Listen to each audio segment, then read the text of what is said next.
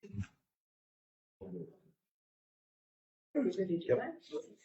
afternoon, everybody, and welcome to the February Council meeting, our first formal council meeting for 2024.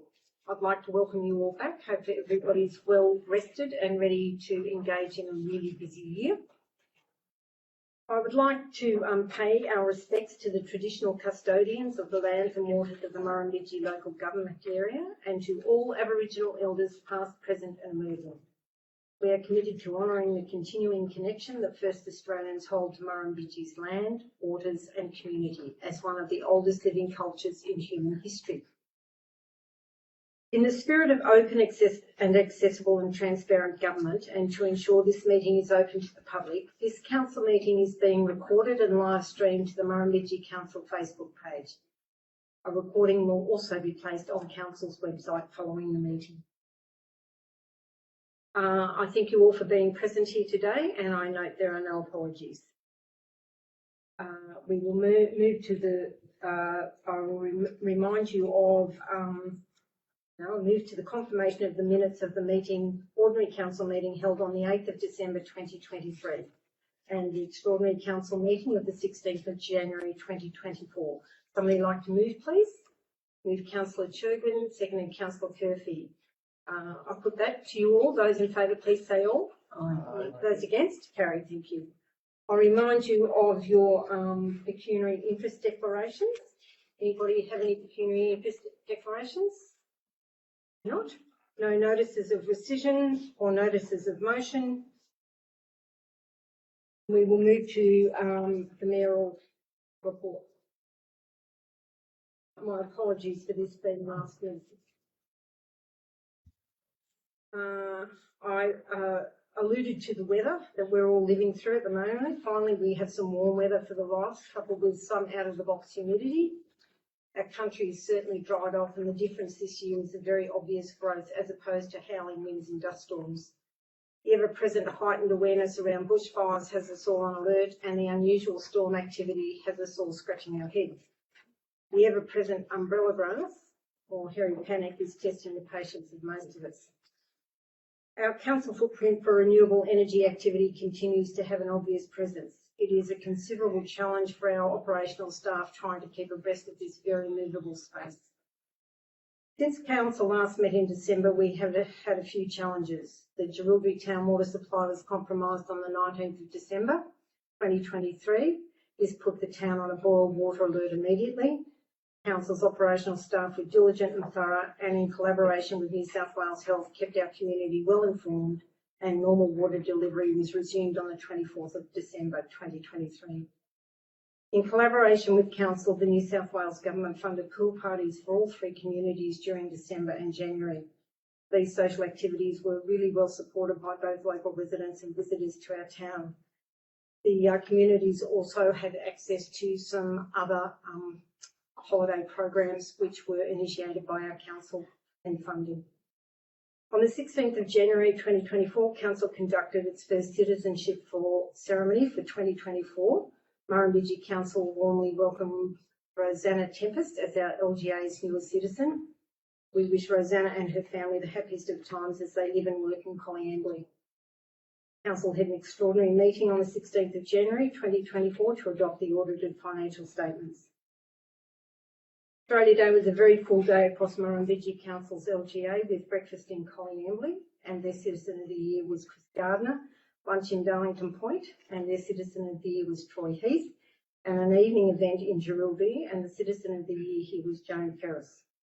Council's Australia Day ambassador was John Harper, and he brought a salt-of-the-earth approach to his presentation. He is warmly welcomed and his message gladly received. His movement, Mate Helping Mate, is invaluable, readily accessible and so very necessary. Council was the recipient of funding that contributed towards the hosting of our three town events. Waddy Cultural Centre also facilitated a weaving and painting workshop on Australia Day that was well attended and funded by the National Australia Day Council. Council conducted its annual strategic planning weekend in Albury at the commencement of February. We sometimes become so immersed in what we do and its challenges that we don't take the time to acknowledge what we have achieved. This workshop is a timely opportunity to do this. Like all local government providers, we face significant financial challenges. Our staff clearly outlined where we need to focus our attention and identified areas where we can make change. Having our road hierarchy assessment complete enables a maintenance plan to be referenced and prioritised. This is a big step forward. Continuing advocacy around the timely attention to our water supplies and filtration system is at the top of our list.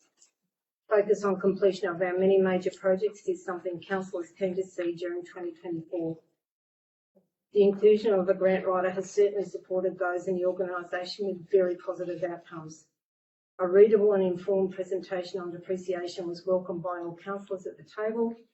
This is a very valuable team building exercise, and I'm sure that all who attended took something valuable away from it.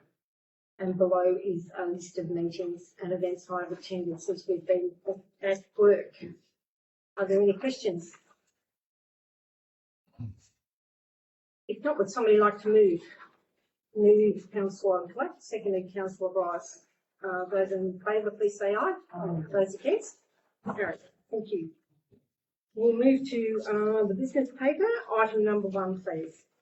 Thank you, Councillor McRae. Just a few items to talk about. The first one is the farm gate recycling and general waste collection. We went out with about 700 letters or so to absolutely everybody on our lists. We had one ratepayer come in and say, I got one for this farm, but I didn't get one for that farm. We actually went back and we found another 3 categories that had a mixture of services collected in those categories and some that didn't. So we found probably a couple of hundred more letters that we sent out. So we've extended the deadline till the 14th of March for everybody to come back. We've slowly getting them, well, with expediency, they're coming in, and we're going to put them into a tabulated form to work out all of those sort of things. To date, add up to this, I only had 3 conversations with residents not wanting the service. Gary ended up getting a firm figure for the borough system, which is initially about $60,000 more than I first put it in 2021, but I suppose that's probably understandable 3 years later to have such an increase. But the truck will be purchased in Australia. The price of the borough and the truck comes down to an hourly rate, so it's not a huge effect on the bottom line at the end of the day. It's the 60,000 divided by the 5 years, divided by the 1,000 properties, divided by how many hours. It's negligible when it comes out, so it's not going to be a lot of things. So it's just got to recalculate all of those capital costs moving forward, and then know what sort of numbers that we're going to have.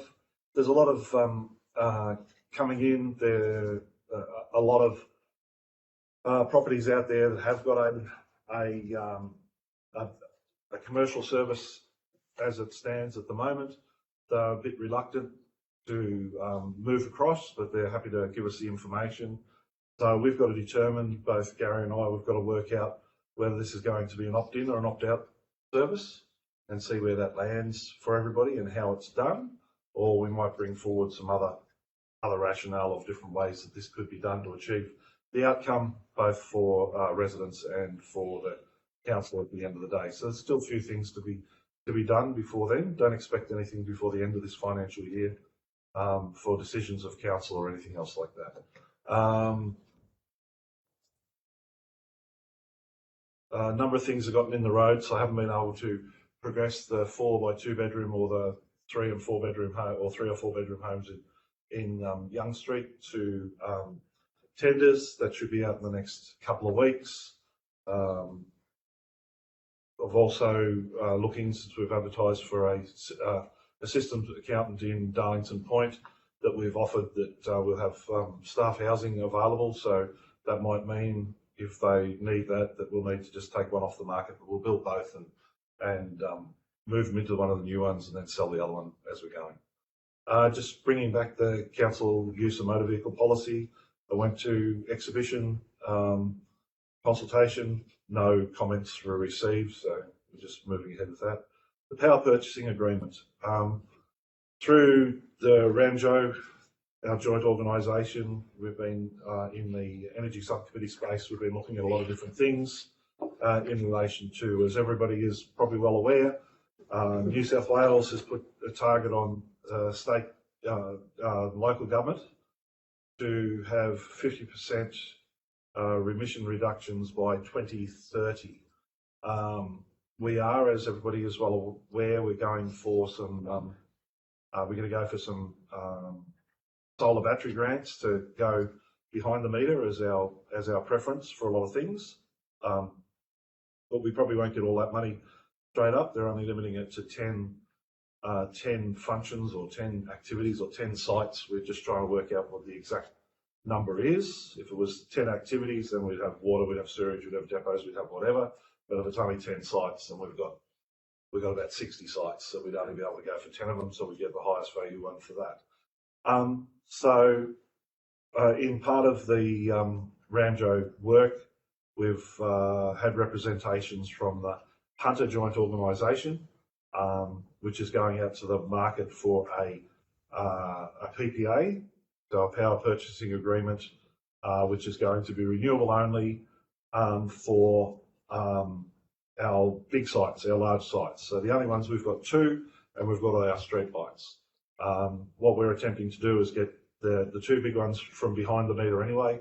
So really we can't do much with street lights. So the Hunter JO agreement would be just probably solely at the end of the day, if we go that way, looking after the street lights under renewable energy for that end.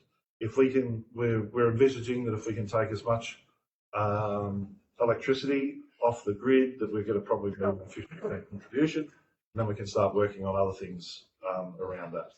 The sign-on fee, which is an only once-off fee, it's for less than 1 gig, which we've got less than 1 gig, is $7,360. There's no other fees. There's no other things.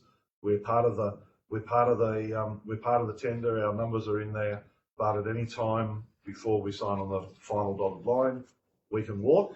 So if the numbers come back and they're not any good, then we won't sign up. If they're not an advantageous to us, than what we've got. But that's the process, and hence what the recommendation is to give all the authority to me, because a lot of the times when there is a price come in, it's what it's going to be. You have a 24-hour window before they change their mind and things like that. So we just need to be able to do that because of the volatility that's in the market. Right. September council meeting, just doing the math with the local government election on the 14th of September. That we get around about 14 days before the postal votes are completed, which is about the 28th or whatever it is. So we're looking for the council meeting to be set aside on the 29th of September for our first meeting, and our first meeting of council to be, 30th of September, sorry, to be the first meeting of council, to be able to fit in with those dates in relation to the election. That is the only possible date that we could have that council meeting. Just the movements going through there, they're going to be refined because there's been some things that have been taken out of that time, I do believe. And is that it? If there is any questions? Are there any questions of John, please, from the floor? If not, would somebody like to move recommendation? Moved Councillor Strawn, seconded Councillor Gilbert, and the recommendation will read: the information contained in the General Manager's monthly report be noted, and Council 1, adopt the draft councillor use of council motor vehicles whilst on official council business policy. 2, agree to accept the proposal from the Hunter Joint Organisation to tender for the purchase of power for council's large sites, authorising the General Manager to sign the MOU. And B, authorise the General Manager to accept a tender from the successful supplier, providing it is advantageous for us to do so. And 3, change the date for the September 2024 council meeting from the currently advertised 24th of September 2024 to 30th of September 2024. I'll put the recommendation. Those in favour, please say aye. Aye. Those against? Carried. Thank you. Item 2, please. Thank you. Through you, Madam Mayor, this report seeks a council resolution to amend current fees and charges to include fees for sale of FOGO big liners. When the FOGO system was rolled out in July, We provided to all residences free of charge 8-litre FOGO bins. Since then, there's an increasing demand from commercial and business operators having FOGO service for larger bins. These won't be provided to them free of charge under the DPA grant. So we've located a supplier, and we will probably keep a small selection of them at each office and then sell them on a retail basis to commercial and industry users. Those prices are listed there, and we're seeking resolution to amend our current fees and charges to include the costs or the retail costs of those bins. Lines. And go to public exhibition. Oh, sorry, 3, that's right. And I go to public exhibition for 28 days advertising those fees. Would somebody like to move? Move Councillor Kirby, seconded Councillor Major. Are there any questions of Gary, please, regarding this? If not, the recommendation will read: the proposed fees for the supply of FOGO bin liners, as detailed below, be endorsed by Council and placed on public exhibition for 28 days with public submissions invited. Put the recommendation. Those in favour, please say aye. Those against? Carried. Thank you. Item number 3, please. Item number 3 is the quarterly report the council receives on the Stronger Communities Fund expenditure. The recommendation relates to just a sort of a rounding error in relation to the Darlington Point Shire Hall upgrades, and also an additional expenditure at the Murrumbidgee Hall of about $69,000, which is proposed to be adjusted in the Stronger Communities Fund allocation. Somebody like to move, please? Move Councillor Major, seconded Councillor Black. Are there any questions, please, of Caitlin? I have a question, Caitlin. Can you tell us what the $69,158 variation is on the cost? I could answer that question for Caitlin. It's due to the commercial kitchen, the grease trap, and then some additional roof lining within the kitchen has added to that added value, which wasn't part of the initial grant. So we did add a kitchen to that facility at the Murrumbidgee Hall. Right. Okay. Are there any further questions? No, I'll put the recommendation, which will read: with the contents of the report be noted and additional funding be voted for the Darlington Point Shire Hall upgrades in the amount of $459.03 and the Murrumbidgee Community Hall upgrades in the amount of $69,158.36. I'll put the recommendation. Those in favour, please say aye. Aye. Those against? Carried. Thank you. Item 4, please. Item 4 is the quarterly budget review for December 2023. The changes contained within that quarterly budget review were brought up with the council earlier today, but fairly, there's not many of them. So basically proposing that quarterly budget review be noted and the variations be approved. Okay, would somebody like to move, please? Move Councillor Bryce, seconded Councillor Gilbert. Are there any questions of Caitlin regarding the quarterly budget review? If not, the recommendation will read that the quarterly budget review be noted and variances to the budget as outlined therein be approved. I'll put the recommendation. Those in favour, please say aye. Those against? Carried. Thank you. Item 5, please.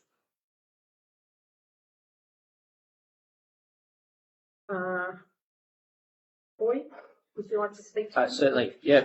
So we had our AGM out at the Central Core Community Centre and meeting. It's going pretty well out there. I'd like to thank the council for doing the maintenance on the hall. There was a few planks of wood coming off, so they're all being fixed, which is good. And we've got the tennis courts all clean, ready for our annual get together on Friday, the 9th of March, I think it is. So we're going to have a tennis theme. So that's all pretty good. Thank you. Are there any questions of Troy regarding this? 5 and 6. 5 and we'll move item 5 and item 6 together. They're the annual general meeting and the general meeting. my only comment for you is it's really good to have a financials attached to it. I can't really read it that well, but it's good to have it there. So, and I think that's a point we need to encourage everybody to do, that if you're a Section 355 Committee of Council, you are duty bound to provide a financial statement so that we know what's going on. So Yep. could you please pass on that to your committee? Thank you very much, Troy. So would you like to move those? Yes. Item 5 and item 6. Yep. Moved Councillor Major, seconded Councillor Bryce. Put that to the committee. Those in favour, please say aye. Aye. Those against? Carried. Thank you. Item 6, please. Item 7, please. Councillor Bryce, would you like to speak to this? Yes, the Australia Day Committee had their annual general and then their general meeting. Got a couple of new members, which is fantastic, and one of the members has taken on the secretary's role, and as such, the report's fairly detailed and as the treasurer's report attached. The evening went off very well, and thanks to a grant from, who was the grant from? Yeah, and also a grant of The wind farm. the wind farm that actually ended with a small profit, which is very good. In no small way, because we also have a raffle which also helps fund the fireworks. So onwards and upwards, and look forward to the next year. Okay. Councillor Bryce, would you like to be able to move both item 7 and item 8? Yes, yep. Okay.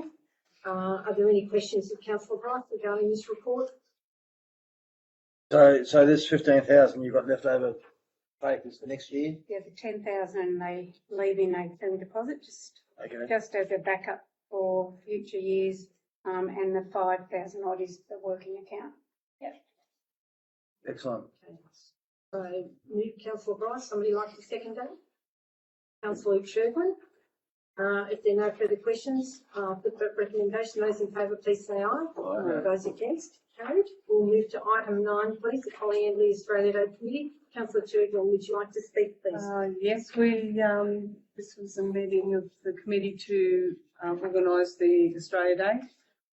We've had a number of resignations this year, but we were lucky enough to get 2 new people on the committee, which is great. And we just discussed all our different categories and had the judging of the different awards. Have you had a debrief meeting since Australia I Day? have, and I was an apology for that, but I haven't seen the minutes of it. Okay. Can you encourage them to send their minutes to Yep. council, please, with a financial report attached? Yep. Thank you very much. Are there any questions of Councillor Turpin? If not, Councillor Turpin, would you like to move that, please? Would somebody like to second it? Councillor Curti, I'll put the recommendation. Those in favour, please say aye. Aye. Those against? Carried. Thank you. Item 10, please. That's me, the Tidy Town first meeting for 2024, which really covers over from what happened over Christmas, New Year. Our most interest has been regarding moving our meeting place from present shed. We will hold our meetings into the Monash room in future, which is all agreed by everyone, and will be a nice welcome place to hold meetings. And we have actually done some catering for a clearing sale last week, which isn't our normal remit, but one of our members' clearing sales, so we said yes, we will do it. And I'm pretty glad there's no more farmers that need clearing sales on our committee, because once was enough. Apart from that, we haven't got anything else coming up. Okay. We did have one new member join, so that was good. Are there any questions of Councillor Bryce regarding this report? If not, would you like to move, Councillor Bryce? Yes, we did send in our current list of members, so that should now be in the hands of council. And I would really appreciate if we could get like a template for the financials, Caitlin, on how you would like them presented, because I know that's not sufficient on how that's presented, so thank you. Thank you, Councillor Bryce. You moved that. Would somebody like to second that? Councillor Turpin. I'll move a recommendation that these minutes be noted. Those in favour, please say aye. Those against? Carried. Thank you.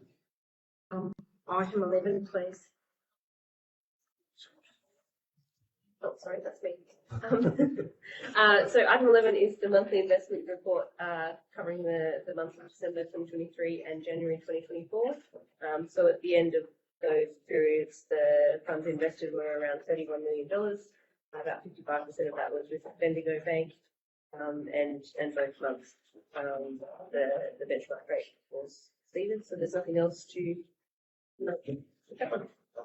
Would you like to move this report, please? Move Councillor Saxon, secondly Councillor Blake. Are there any questions of Caitlin regarding this report? If not, the recommendation will read that Council note the monthly investment reports identifying all money Council has invested under Section 625 of the Local Government Act 1993. I'll put the recommendation. Those in favour, please say aye. Those against? Carried. Thank you. Item 12, please. Item 12 again is the quarterly report in relation to the new council implementation fund and the progress of expenditure. Looks like we've got about $4,000 left associated with the LEP, which we're imagining will be expended fairly soon. We might be able to produce a little water report, who knows? That's fine. Yes, it is. $3,811. That's your target for the next couple of months, Gary, thanks. So just recommending that the contents of that report be noted. Would somebody like to move Councillor Bryce, secondly Councillor Churgren, and like everybody else sitting at the table, we can all take a deep breath once this has been finalised. Not only on council's behalf, but on council staff too, having to generate a report that seems to have been interminable, really. So I'll put the recommendation that the contents of the new council implementation fund December 2023 report be noted. Those in favour, please say aye. Those against? Carried. Thank you. 13, please. Thank you, through you, Madam Mayor. Item 13 deals with the 6-monthly update 2023-2024 part of our council delivery program. It's attached at the end of in the attachment section, and provides a report on all the actions listed under the delivery program and what's been happening with them. And it's recommended the report be noted. Would somebody like to move, please? Move Councillor Black, second Councillor Storm. Are there any questions of Gary regarding this report? Very detailed. Yeah, I think it speaks for itself, Gary. Thank you for the detail. Okay, I'll put the recommendation, which will read the progress report on the Murrumbidgee Council Delivery Program to the 31st of December 2023 be noted. Those in favour, please say aye. Aye. Those against? Carried. Thank you. Item 14, please, Gary. Thank you. Through you, Madam Mayor. Item 14 provides council with an update of all those development applications submitted during December and January that were approved under delegated authority. Would somebody like to move, please? Move Councillor Strong, seconded Councillor Saxon. Are there any questions of Gary regarding the DA applications approved under delegation? These top two micro solar farms, are they planning to do them or not? A lot of these they sort of pull out about now. So through you, Madam Mayor, we haven't had any indication they're not going ahead. They've, I think one of them has already paid their Section 712 contributions. So wow. That would be going ahead. Okay. Are there any further questions? No, I was going to ask the same question. Okay. If there's no further questions, if we can move in a second. We have.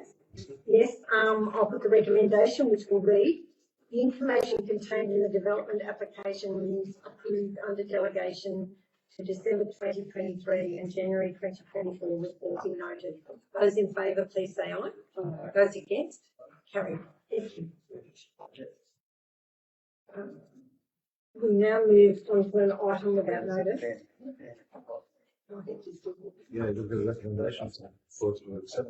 Yes, I don't need to go on. No. Okay, we now move on to an item without notice, which is the proposed voluntary planning agreement between Murrumbidgee Council and Viria Energy Proprietary Limited. Who's speaking? Would somebody like to move? Move Councillor Bryce, seconded Councillor Major. Okay, now who's going to speak? Gary, are you going to speak? Okay, Gary, could you please speak to the item? Yes, thank you. Through you, Madam Mayor. This report seeks for council approval, placed on public notification, a draft voluntary planning agreement with Vera Energy relating to the Impact Delta wind farm.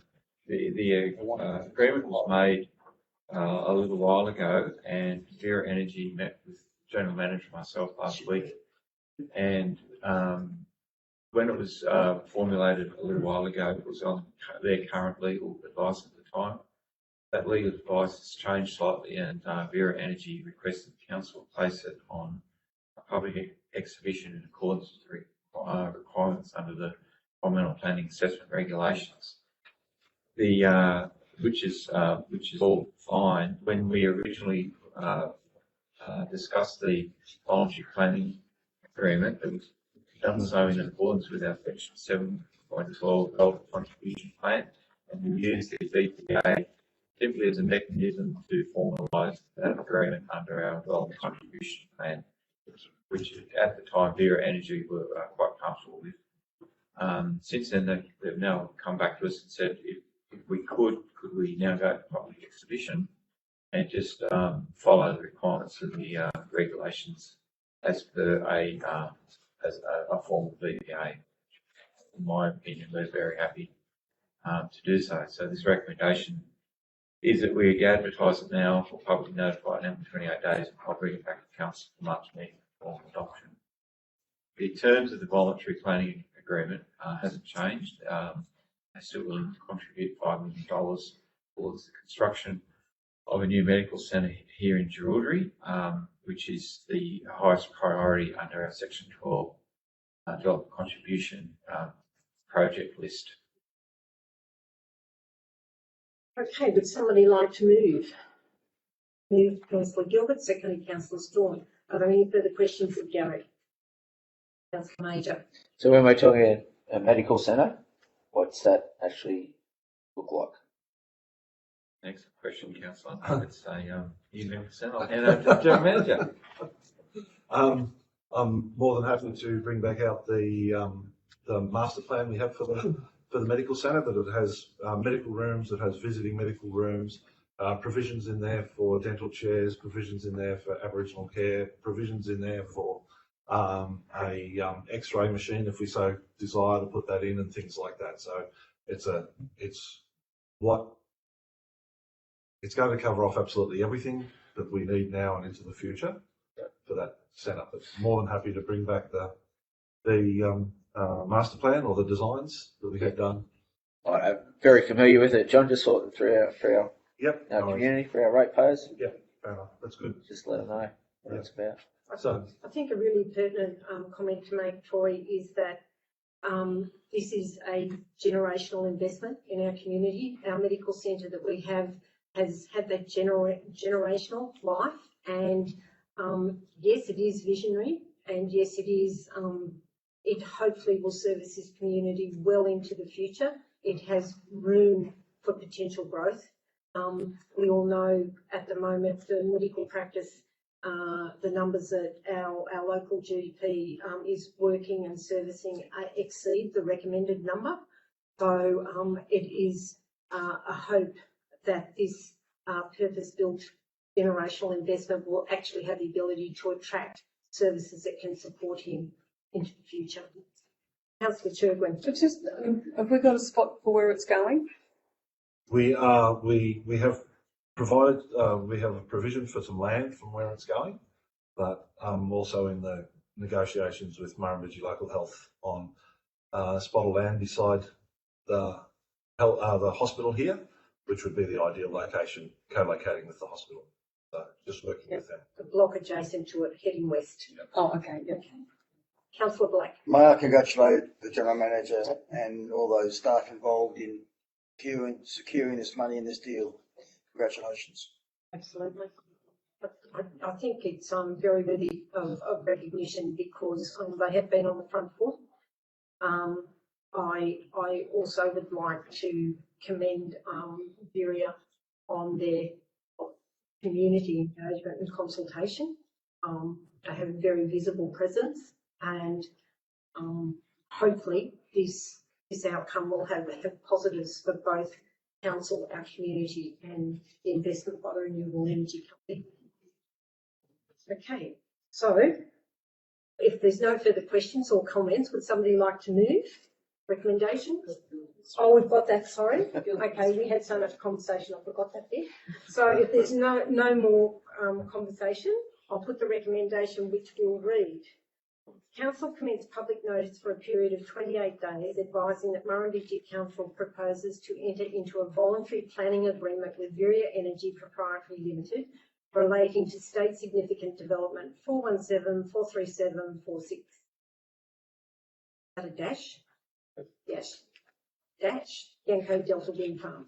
I'll put the recommendation. Those in favour, please say aye. Aye. Those against? Carried. Thank you. Thank you. Linesman Allboys, that's the end.